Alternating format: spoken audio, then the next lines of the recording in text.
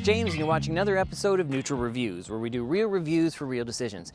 And today we're looking at the all-new 2023 Kia Sportage X-Line, or Sportage. And I bought this vehicle from London Kia, who has a fantastic location, friendly atmosphere, amazing used car lineup, and some of the most compelling new vehicles on the road, including this one. We recently did a Kia Stinger review entitled Don't Judge a Car by Its Badge, because every so often you judge wrong and you'd miss out on something great. And Kia believes that this is one such vehicle. See, for years, Kia built terrible vehicles, but they worked in the markets they were in. But they knew if they were to come to North America, they needed to build better, and they did. But nobody knows that. And why Kia is now wisely rebranding, because probably for over a decade now, they have not only stopped building cheap vehicles, but they've been leading the way in robotics and manufacturing and have some of the most reliable and well-built vehicles on the planet, including the likes of Honda and Toyota. So like with the new EV6, Telluride, and Stinger, Kia believes this is one more vehicle in the lineup to put that old stigma far behind them. So let's take a look. And the Sportage comes in about the middle of Kia's CUV and SUV lineup, starting in at $28,395 Canadian plus fees and taxes, and you get all the way up to $40,995 for the X-Line Limited. But the mid-level X-Line trim comes in about $33,900. Its main competition would be the Toyota RAV4, the Honda CR-V, and the Mazda CX-5. And this seems to come in about $3,000 less than those models, and it seems to be a good value in that regard. Now, for all models this year, Kia has given you a 2.5-liter naturally aspirated 4-cylinder engine with 16 valves, dual overhead cam, variable valve timing that will give you around 28 miles per gallon combined driving according to my research. I didn't test it myself, but according to all the numbers and all the different magazines and some real-world applications from people online, it seems to be where this falls in. It does put out 187 horsepower and 178 pound-feet of torque. And later this summer, there will be offered a 1.6-liter 4-cylinder that will be coupled with an electric motor in a hybrid that will give you approximately a little bit more on that miles per gallon, but also a lot more power, a power bump. This is 6 horsepower over last year's, but that electric motor added on to it will give you a combined horsepower of 227. So that would make this vehicle move pretty good. It goes through an 8-speed automatic transmission, and all models are all-wheel drive, but if you do want to get a front-wheel drive, they do actually still offer that with the base LX, and that would be the vehicle that would come in at the cheapest price as well. There is independent suspension on all 4 corners. You have multi-link in the rear and McPherson strut in the front, 4-wheel disc brakes with anti-locks, of course, and solid disc in the back, and vented in the front. The vehicle is actually a decent weight. It weighs in around 3,543 pounds, and when properly equipped can tow 2,500 pounds, which is pretty good. And again, the equivalent of one of these active urban lifestyles attached to the back of your Sportage. Now, this vehicle also has 17-inch rims, alloys on the base, and on the X-Line version, it looks the part on the outside, pretty much the same with the Limited, and you get these beautiful 19-inch wheels and more aggressive tires on it as well. This vehicle has never been about the performance. It's always been about the way it makes you feel. So let's talk styling. And the all-new 2023 Kia Sportage is big and bold and in your face, and it has to be to stand out in a sea of SUVs, and it finally has the presence needed to do so. And the designers not only gave you a good-looking design, but they were smart, because they knew that they needed to make a bigger vehicle, which they did, as we mentioned, but they wanted to show that to you as well. So how they did that is they put on larger style headlights that are very aggressive. You have this boomerang style here. You have this very sporty, large opening on the grille, and they have a really cool design on the grille and glossy. Looks big and bold, as we said, and also high-end. And as we come back here, of course, this is the X-Line, but still a good price at the midline, and they give you the larger 19-inch wheels, again, to give you that larger look. And as you come over to the sides here, you can see what they've done is they've actually pulled out the fenders again and put these sharp lines, which gives you the idea of a bigger, wider vehicle. And what they've done is just on the overall shape. We said before it was small and cute, it was more bubbly. Here you have more of a boxy design. Again, kind of filling out that space. And as we come to the rear, what you'll notice as well, interestingly, they have shrunk up these beautiful lights on the back to give you a lot of open canvas back here, and accentuated it even further on the bumper design with this large plastic opening. So we know that the outside looks the part, but what about the inside? Let's take a look. Now, the second that you get in here, you can tell that Kia has done their homework, both on overall design aesthetics, but also on ergonomics. Whether you're looking at these beautiful synthetic leather seats with quilted pattern that honestly look like they could be something out of an Audi, or whether or not it's this very sporty steering wheel, which a lot of manufacturers miss out on. And this looks very reminiscent of the Kia Stinger that I recently did. So it's a very sporty steering wheel. It's got nice materials on it. And as well, when you look at this overall dash design with the curved display, and of course this is the base model and doesn't have the nicer 12.3 Mercedes-esque display, but still looks nice from afar. And you have this, I don't know if this is real wood or fake wood, but it looks the part, as well as the brushed aluminum finishes on the door handles here. The Hyundai Kia group has always been, in my opinion, the best at picking just the right materials and just the right features that people want to give them the idea of value. And when I say the idea of value, there is value in Kia Hyundai Group. But what I'm saying is they're very smart at picking the things they know that people want. So on the outside, we had those beautiful boomerang projection LED headlights, and then of course the LED taillights in the rear as these distinctive high-end features on the outside, as well as those 19-inch wheels to really look the part with some of these higher-end vehicles. And the same within here with this wood trim, the brushed aluminum, these quilted seats. It really does look high-end in here. But if you do look closely on any Hyundai Kia product, you will see where they were able to make that happen as far as the value goes, because where they give you lots in one area, they'll give you less in another. So there is a lot of really cheap materials in here. But again, the brilliance with the Hyundai Kia group is they keep, for the most part, those uglier materials or those less expensive materials out of your direct vision. So a lot of things underneath the eye line here are not as nice as you would get, of course, in a higher end vehicle like an Audi. The infotainment on the base model X-Line here is the 2-display version with your left and your right smaller screens that don't have quite the functionality of the nice 12.3-inch curved display, and obviously the aesthetics aren't there. That 12.3-inch screen really does look like something straight out of a Mercedes nowadays. And with that being said, I would have to say, and I don't want to spend your money, especially in this difficult economic climate, but I would assume most people coming into the X-Line are people that are into looks. And what I mean by that is the X-Line base model on the outside is pretty much the same as the X-Line Limited, which is the top level trim. So from the outside, it looks the part.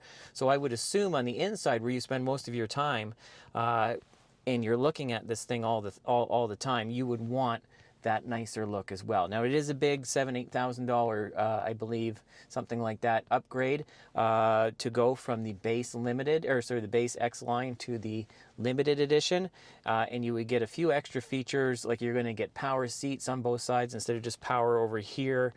You're going to get fancier windows. You're going to get higher level safety features. This does have a lot of safety features, but it's going to give you even more advanced versions of those. So you are going to get a lot for that money, but I think myself, I bought a 2020 vehicle during the pandemic, and it has an older style navigation unit like this, or infotainment, and at the time it was contemporary.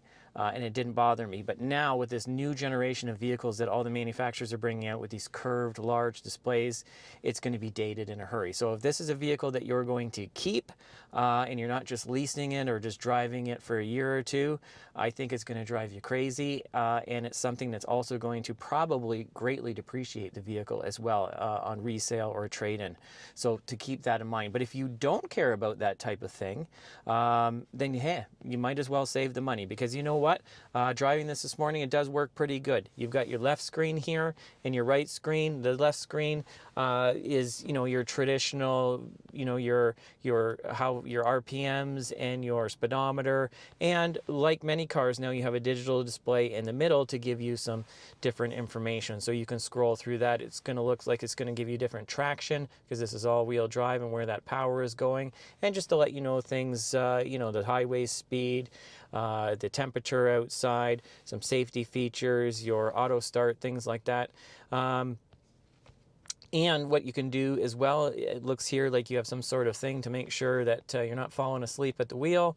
You've got your trip odometer and of course your settings. So it's not super fancy, but it looks nice. The graphics that they have there, they're not interchangeable like some of these fancier displays, but the graphics that they have decided to put there for your fuel and your heat and your, like I said, your speed and your RPMs and things like that, they look nice. It's nice to look at. I like them. When we talk about infotainment on this side, it is very basic. It's very user-friendly. These knobs work well. They feel well. And of course, you got your traditional volume and tuning knobs. You've got radio, media, and that's pretty much it. This vehicle, if you do want navigation, and you know what, I think most vehicles should do this anyway because most people have a cell phone and most companies don't do a great job with the navigation, if we're honest, anyway. So this car does have Android Auto and Apple CarPlay, so with that, you could use those apps on here for navigation. They're usually real-time and over-the-air and that type of thing, so they work really well. You do have wireless charging here, and it's a big pad so you can fit larger phones, and you have USB connection, 12 volt, and USB-C for plug-in as well.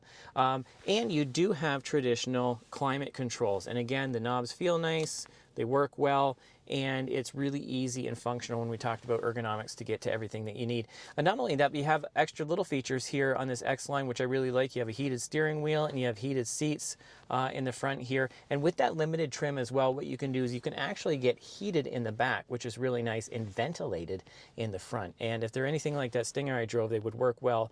And that's a great feature to have, especially with leather in different temperatures. Some of the other things here to talk about, this steering wheel is telescopic and tilting and feels good in the hand. It is a bit of an angle, more like a school bus, which I don't really care for, but again, I'm used to driving a sports car, so I shouldn't complain. It feels great and works well. What else to talk about in here? You have these cup holders here, which are nice. It actually doubles as storage as well, and if you hit these buttons, that's where you actually get your cup holders. I've noticed that driving around the vehicle this morning, for an SUV CUV, I'm surprised that there's not more cup holders and or better, because these here, I mean, things could really move around in them. I like the fact that they've given you extra space, but it's not the best. And again, I have a very small juice thing here that fits nicely, but you know, I'm sure most people are going to have a bigger drink than that, and then these door pockets really wouldn't be that useful in that sense. You do have a glove compartment here that's quite large and nice, and you do have more storage here. So with that being so, this model does not have the panoramic sunroof that would be on the limited version, before I forget to mention that. But even with that being so, I don't feel that closed in here. There is a lot of greenhouse space, a lot of light to come in here. Yet I really do like the thicker pillars, the higher belt line. I do feel very safe in here. So let's take a look. Now I have to say, sitting in the back of the new Kia Sportage is quite comfortable. There's tons of space back here. Now I'm only 5'7", but this seat is where I would have it as a 5'7" person, but I do also like to keep the seat as far back from that steering wheel as possible, so it's probably more like maybe a 5'9" person. But anyway, as you can see, there's tons and tons of space here for legroom. I don't care if there was a 6'5" person sitting there. There's going to be lots of space back here for just about anybody. And with that being so, the actual seats back here are comfortable. And even on this base X-Line, they recline. This is very similar to a Porsche Cayenne I was just in that we did a review for. So this is really nice. These seats are probably almost as nice as the Cayenne as far as comfort and usability goes. Of course, their materials would be a little bit nicer, but these look the part with this quilted stitching on here and the synthetic leather. You do have cup holders here in the middle, and you do have them on the sides and the door, but they don't look the best. They couldn't hold very big water bottles, and they don't look very stable. And I'm surprised, because I would assume, again, that this vehicle would be intended for a lot of the passengers back here being children. that would have water bottles. So yes, synthetic leather or not, probably easy to clean, but with these little holes in it, I don't know, I wouldn't want to take the gamble on that. So all in all, lots of space back here, very comfortable, and you do have some usability for some storage space and things like that. So we can see that those extra few inches on the wheelbase actually help back here. But let's see how helpful they are in the trunk for cargo space. Let's take a look. As we saw, that extra 7 inches and the 2 or 3 inches on the wheelbase alone really helped the practical space on the inside with leg room and headroom and all that type of thing, with that extra ½ an inch with the raised roof as well. But back here, does it help us back here, those extra few inches? And I believe that it does. When you look back here, this is a 28% improvement over last year, and you're looking at about almost 40 cubic feet of space with the seats up.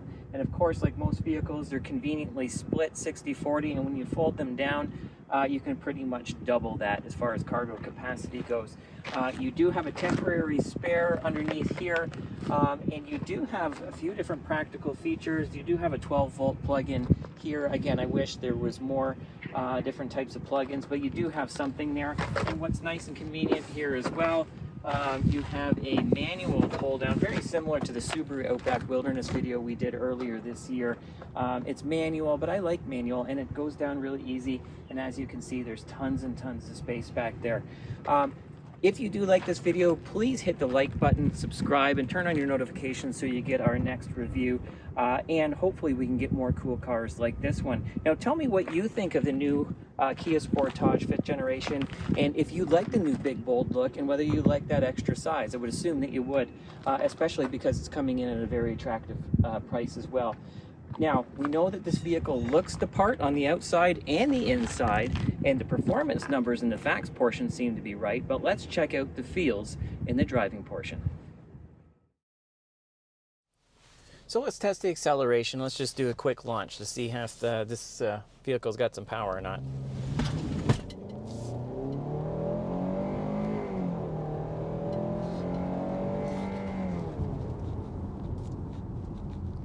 So as you can see, there's plenty of power here. Now, very similar with the braking, we're going to go for a bit of a launch and then do an emergency style type brake.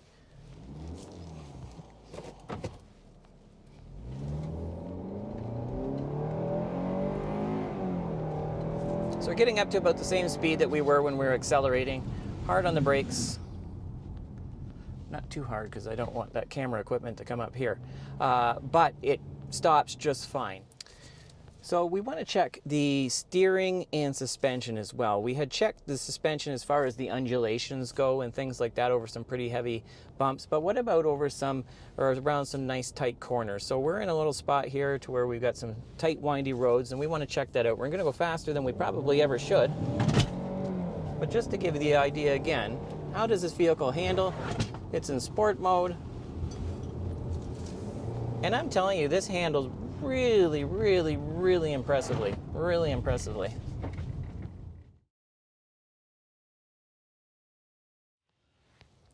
It's now time for our final thoughts. We had started this review off by saying that we had done a recent Kia Stinger review entitled "Don't Judge a Car by Its Badge," because every so often you might judge wrong and you don't want to miss out on something great. And that Kia believed that this was one such vehicle. And now I believe this is one such vehicle after reviewing it as well. Yes, it is bigger and bolder in its look. There's way more usable size. The performance finally matches the looks, and it's an excellent price point, especially this X-Line model, the base X-Line. That's about $34,000 Canadian plus fees and taxes, because it looks the part on the outside, and for the inside mostly looks the part. And not only does it look the part on the outside, but that part happens to look also like higher end vehicles. As I said, they have done an excellent job on styling as usual and matched it with excellent performance and pricing. So I don't think that you can go wrong with the all-new 5th generation Kia Sportage. Thanks for watching.